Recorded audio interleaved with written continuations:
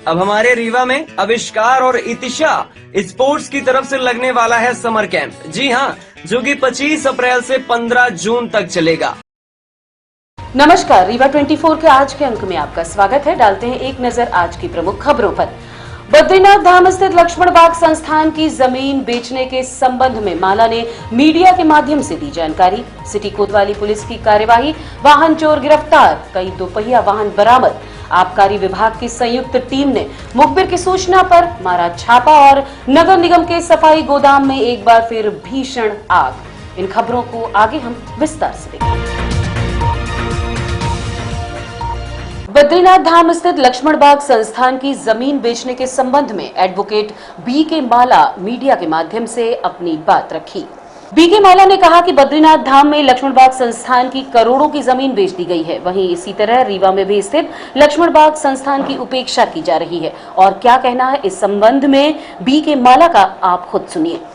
जनार्दन, रीवा की जनता जनार्दन वहां जाएगी तो वहां रुकती और वहां पूजा पाठ करती और वहां रुकने के बाद दर्शन भगवान श्री हरि के दर्शन करते, वह जो भी धार्मिक संस्थान वहां दर्शन करते, तीर्थ करते, वहां किसी प्रकार की समस्याएं न होती। पर बड़े दुख के साथ कहना पड़ रहा है कि रीवा के जनप्रतिनिधि और रीवा जिला प्रशासन किस तरीके से काम कर रहे हैं। जो राष्ट्रपति का अनुमोदन है, जो राष्ट्रपति का बायलाज बना हुआ है, उसके संदर्भ में इनकी कोई मंशा नहीं, कोई विचार नहीं। जिस जमीन को बेचा गया है वहाँ निर्माण कार्य भी शायद चालू हो गया है।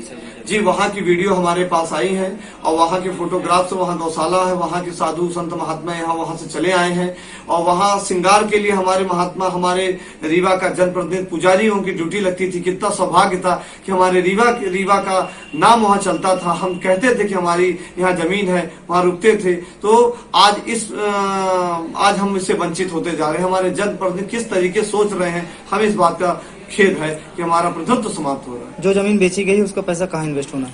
वहाँ अब यहाँ की रीवा के बाद जो मास्टर प्लान बता रहे हैं कि रोड बनाएंगे और रिवर फ्रंट बनाएंगे और साथ में यहाँ कुछ प्लान कर रहे हैं। अब रीवा के जो माननीय विधायक हैं वो घोषणा तो किए हैं और लगातार घोषणा रीवा में इन्वेस्ट होगा। अब रीवा में होगा, वो कहाँ घोष कर रहे हैं वो जाने। कि मैं एक पंथ के माध्यम से कहूंगा, कोई सूरज बांधे सोता है, कोई तरस रहा हो जारे को, द्वारे की हस्ती नागफनी आंगन की तुलसी रोकती है। लक्ष्मण बाग संस्थान को किस प्रकार खुर्द-बुर्द कर रहे हैं, ये प्रमाण आपके सामने। 54 लोग बेशकीमती भूमि पर कब्जा कर रहे हैं, प्रशासन आपके पास से अतिक्रमण नहीं हट रहा, तो प्रमाण आपके साथ है। आप पूरी रीवा की रीवा की जनता देख रही है लक्ष्मण बाग का विकास। किन किन का हाथ है जमीन बेचने में? निश्चित तौर से लक्ष्मण बाग संस्थान की जो बाइलाज है, जो मास्टर प्लान है, उस मास्टर प्लान से इतर हटके जिला प्रशासन और अन्य विभागीय अधिकारी कोई सोच नहीं रहे। और जो कोई विरोध करता है उसको निगेटिव सोचते हैं। यदि आईएएस कोई हो गया, आईपीएस हो गया, जिला प्रशासन हो गया, सरकार आ गई तो सब पॉजिटिव हो जाते हैं। और विरोध का मतलब है कि अपने विचार को प्रकट करना। क्या इस संसार में जिला प्रशासन और प्रशासन या जनप्रतिनिधि जो सत्ता सरकार से जुड़े, क्या वही वह सही है? परंतु नहीं, कोई विरोध करता है गलत नीतियों का तो उसको निगेटिव माना जाता है। आपका आरोप किन पर है? हमारा आरोप जिला प्रशासन और जनप्रतिनिधि रीवा विधायक पर है कि मैं स्पष्ट तौर से कहता हूं कि पॉजिटिव कॉन्सेप्ट में रहिए, रीवा रिवान की जनता को बुलाइए, उनकी बात सुनिए, जनता से संवाद करिए कि लक्ष्मण बाग में क्या होना चाहिए, क्या बनना चाहिए। आध्यात्मिक स्थल है, संस्कृत सोच संस्थान होना चाहिए, वैदिक रीति रिवाज से पूजा होनी चाहिए और हमारा प्रतिनिधित्व, हमारी जनता जनार्दन का जो अस्तित्व है वो विलोपित नहीं होना चाहिए, मिटना नहीं चाहिए। हमारी बद्रीनाथ की संपत्ति बद्रीनाथ में ही होनी चाहिए। क्या लगता है जिस तरह से बद्रीनाथ धाम की जमीन बेची गई है, आने वाले समय में रीवा लक्ष्मण बाग संस्थान की जमीन भी बेची जा सकती है? कुछ कहा नहीं जा सकता, जमीन बेच के जमीन। आबकारी विभाग की संयुक्त टीम ने मुखबिर की सूचना पर मारा छापा, लाहन हुई नष्ट। आबकारी विभाग द्वारा आज नगर परिषद के त्योथर मेन बाजार में छापा मारा गया। जिला कलेक्टर रीवा के आदेश एवं असिस्टेंट कमिश्नर आबकारी के निर्देशन पर आज दिनांक को संयुक्त आबकारी टीम के द्वारा दबिश दी गई, जिसमें आशीष शुक्ल प्रभारी चाक घाट एवं उनकी टीम में मौजूद 5 अन्य सदस्य, जिनमें अभिषेक त्रिपाठी एसआई एवं उमाकांत त्रिपाठी, विद्या सिंह, राजेंद्र मिश्र, मनोज दुबे नगर सेना का कार्य सराहनीय रहा। आबकारी मध्य प्रदेश अधिनियम 1915 की धारा 34H के तहत प्रकरण पंजीकृत किया गया, जिसमें मलखान माझी के घर से 10 डिब्बा लगभग 200 केजी एवं दीपू माझी के घर से लगभग 8 डिब्बा 160 केजी लहान को नष्ट किया गया। आबकारी क्षेत्र की टीम के प्रभारी द्वारा बताया गया। मुखबिर की सूचना पे आज मैं आशीष शुक्ला, आबकारी उप निरीक्षक सर्कल प्रभारी चाक घाट, संयुक्त दबिश के रूप में यहाँ पे हम लोग आए हैं। 6 लोग हैं हम लोग यहाँ पे। मुखबिर की सूचना पे पता चला था कि मुंशी नाम के एक बंदे हैं मलोटी टोला त्योथर में जो है कि काफ़ी कच्ची का व्यापार करते हैं, कच्ची दारू का, हाथ भट्टी मदिरा का। तो उसी विषय में हम लोग पता किया, जब घर में घुसे तो हम लोगों को लाहन मिला है। तो एक घर से 8 लाहन के डब्बे मिले हैं। टोटल 160 केजी एक घर से मिला है, एक घर से लगभग 10 डब्बे और मिले हैं, तो 200 केजी। कांग्रेस नेता दीपक सिंह ने कमिश्नर कार्यालय पहुंचकर राष्ट्रपति के नाम सौंपा ज्ञापन। कांग्रेस नेता दीपक सिंह ने भाजपा की राज्य सरकार पर आरोप लगाते हुए कहा कि पंचायती व नगरीय निकाय चुनाव में ओबीसी आरक्षण खत्म करना सरकार की नाकामी है। कांग्रेस नेता ने कहा कि हमारी मांग है कि शिवराज सिंह सरकार की गलतियों का भुगतान मध्य प्रदेश की 55% आबादी पिछड़ा वर्ग समाज को सहना ना पड़े। उन्होंने कहा कि अब हम पिछड़ा वर्ग के 55% लोग जो राजनैतिक, आर्थिक व शैक्षणिक रूप से पिछड़े हैं, आपसे न्याय की गुहार लगाते हैं और 27% आरक्षण की मांग करते हैं। बाद में शिल्पी प्लाजा में भाजपा सरकार का पुतला फूंक कर विरोध भी जताया गया। सुप्रीम कोर्ट का फैसला एक दिन पहले आया है कि पंचायती राज चुनाव में और नगरीय निकाय चुनाव में ओबीसी का पूर्णतः तरीके से आरक्षण खत्म कर दिया गया है। शिवराज सरकार को 6 महीने पहले सुप्रीम कोर्ट ने नोटिस दिया था कि आपको आंकड़े प्रोवाइड करने हैं कि जो आर्थिक, शैक्षणिक और राजनीतिक रूप से पिछड़े हैं, उन पिछड़े वर्गों का सही आंकड़ा आपको सुप्रीम कोर्ट के सामने प्रस्तुत करना था। पर पिछड़ा वर्ग आयोग और राज्य सरकार यह जुटाने में असमर्थ रही, जिसकी वजह से मजबूरन सर्वोच्च न्यायालय को यह निर्णय लेना पड़ा, जो कि बड़ा ही दुखदाई है। हम ओबीसी के लोग 55% इस मध्य प्रदेश के अंदर हैं और हम लोग यहाँ पर 27% आरक्षण की मांग के लिए यहाँ पे आए हैं। और शिवराज सरकार की नाकामी को दिखाने के लिए आज हमने शिवराज सिंह चौहान और पूरी भाजपा सरकार के पुतला दहन किया है। और इसके पहले हमने राष्ट्रपति महोदय के नाम का ज्ञापन यहाँ के संभागीय कमिश्नर को प्रस्तुत किया है और राष्ट्रपति जी से हमारी मांग है कि हमें 55% हमारी संख्या के आधार पर हमें आरक्षण प्रोवाइड किया जाए। अगर आपकी मांगे पूरी नहीं होती तब आप लोग क्या करेंगे? ये हमने 1 वीक का अल्टीमेटम कमिश्नर साहब को दिया है। आगे आने वाले टाइम में जिस तरह की परिस्थितियां होती हैं, यदि परिस्थितियां हमारे अनुरूप और अनुकूल नहीं होती हैं, तो हम लोग बृहद घेराव और तालाबंदी करने का काम कमिश्नरी के अंदर करेंगे। मैं पिछड़ा वर्ग संगठन से बिलोंग करता हूं, युवा समाज सेवी इंजीनियर दीपक। ओबीसी अपना हक मांगता। आदरणीय साथियों, आज हम शिल्पी प्लाजा के चौक में जो इस तरह से भाजपा सरकार की वजह से आज ओबीसी नगर निगम के सफाई गोदाम में 11:30 पर भीषण आग लगी। मोहल्ला वासियों ने पानी के डिब्बे से डालकर आग को काबू में किया। अभी कुछ हफ्ते पहले ही नगर निगम में भीषण आग लगी थी। कल देर रात 11:30 बजे के आसपास एक बार फिर नगर निगम परिसर में आग ने अपना तांडव दिखाया और मोहल्ले वासियों ने उस पर डिब्बे से पानी डालकर आग पर काबू पाया। हालांकि बाद में 3 फायर ब्रिगेड की गाड़ी आई और उस पर काबू पाया गया।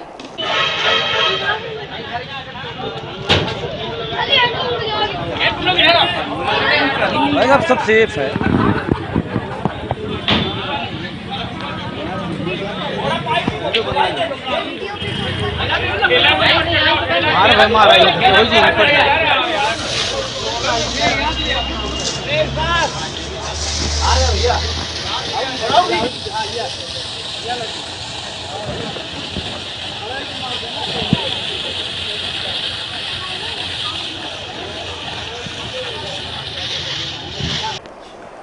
मध्य प्रदेश राज्य निर्वाचन आयुक्त बसंत प्रताप सिंह ने कहा कि हर हालात में पंचायत नगरीय चुनाव जून में आयोजित होंगे।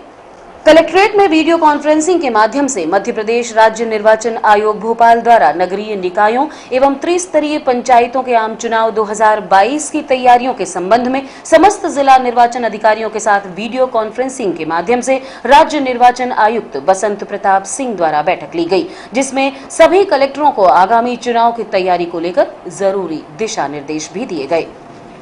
और लेते हैं एक छोटा सा विराम, देखते रहिए रीवा 24 न्यूज। इंडियन ऑयल लाया सीएनजी का धमाका, कीमत भी कम, माइलेज भी ज्यादा।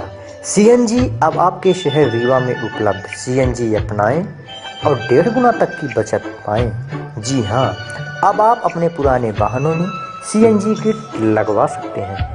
हमारे संचालित पंप हैं new Rewa RO, new bus stand के पास, Gupta auto service railway station से 5 किलोमीटर की दूरी पर, Nirmal auto service Mangawan, Shri petroleum Padra, Chirhulanath station Guru road Rewa. City Kotwali police की ताबड़तोड़ कार्यवाही, चोरी गई 5 मोटरसाइकिल बरामद। पुलिस द्वारा संदेहियों को पकड़ पूछताछ कर किया खुलासा। पुलिस अधीक्षक रीवा नवनीत भसीन के निर्देशन में एवं एडिशनल एसपी शिव कुमार वर्मा के मार्गदर्शन पर थाना प्रभारी सिटी कोतवाली रीवा निरीक्षक आदित्य प्रताप सिंह परिहार के कुशल नेतृत्व में कोतवाली पुलिस टीम ने घटना को गंभीरता से लेते हुए सभी आसपास के संदिग्ध आरोपियों से पूछताछ की। मुखबिर की सूचना मिली कि नवीन निवासी चिकान टोला का पल्सर मोटरसाइकिल ले जाते देखा गया था। मुखबिर की सूचना वरिष्ठ अधिकारियों को अवगत कराया गया, जिसके बाद मोटरसाइकिल ले जाने वाले आरोपी को हिरासत में लेकर पूछताछ भी की गई, जिसमें आरोपी ने दिनांक 10/5/2022 को हाजिरी चौराहे से मोटरसाइकिल चोरी करना स्वीकार किया।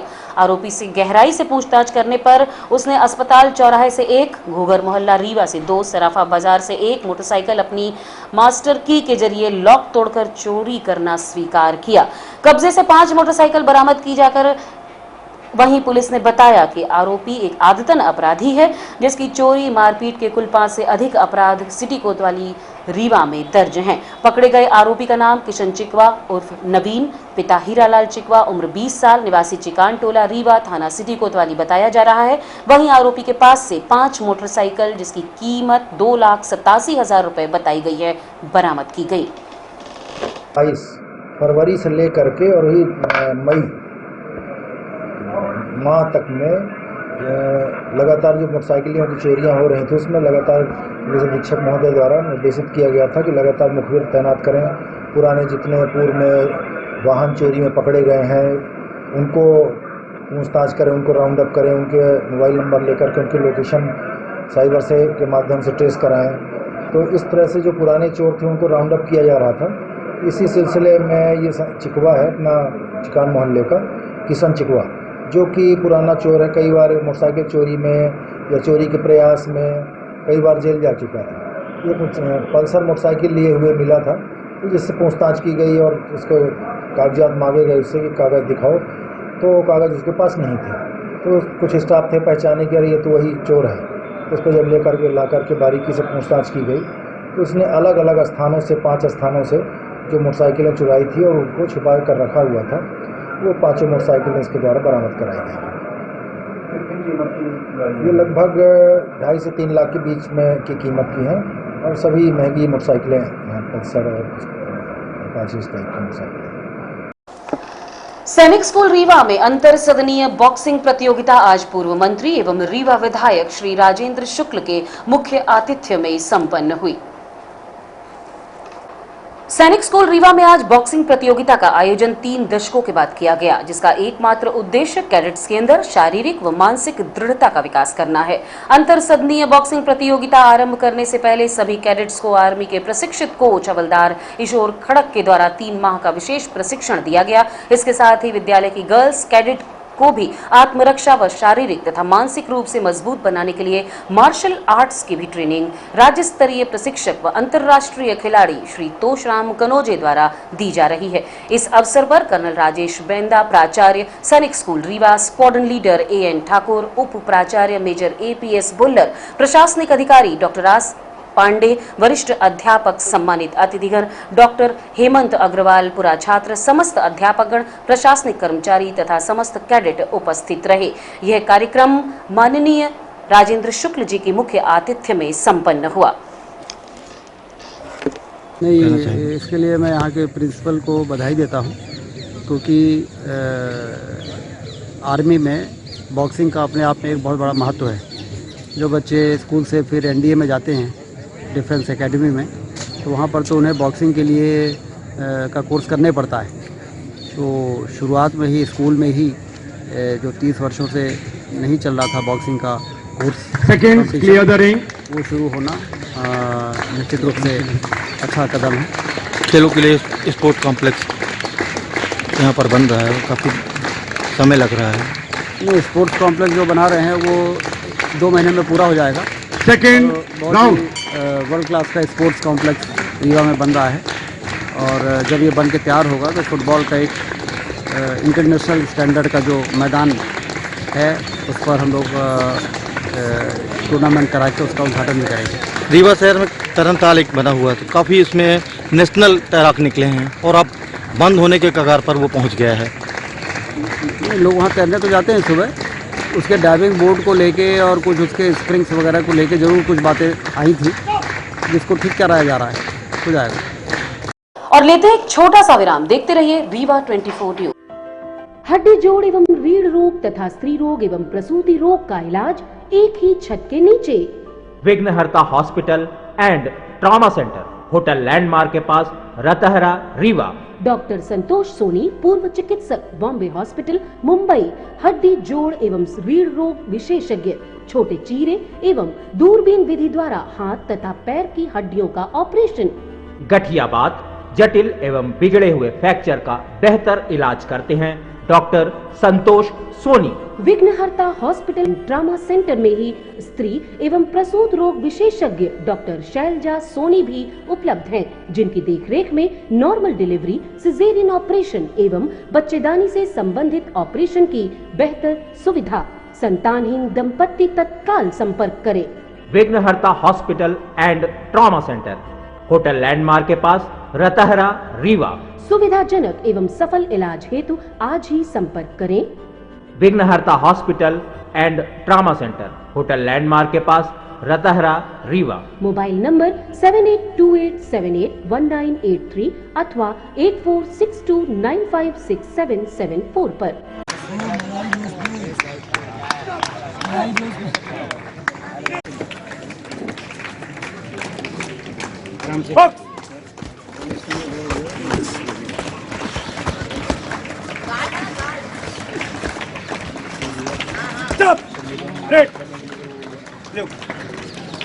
और कितना 1 घंटा में देगा, तुम नाम ठीक नहीं कर रहे हो।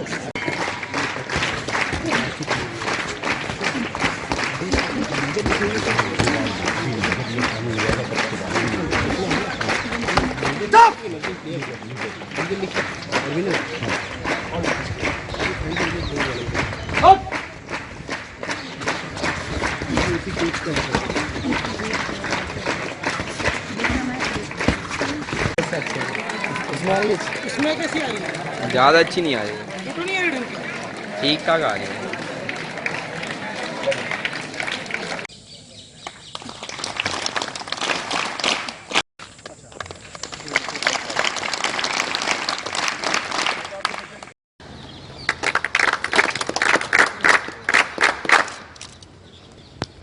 आज की खबरों में बस इतना ही।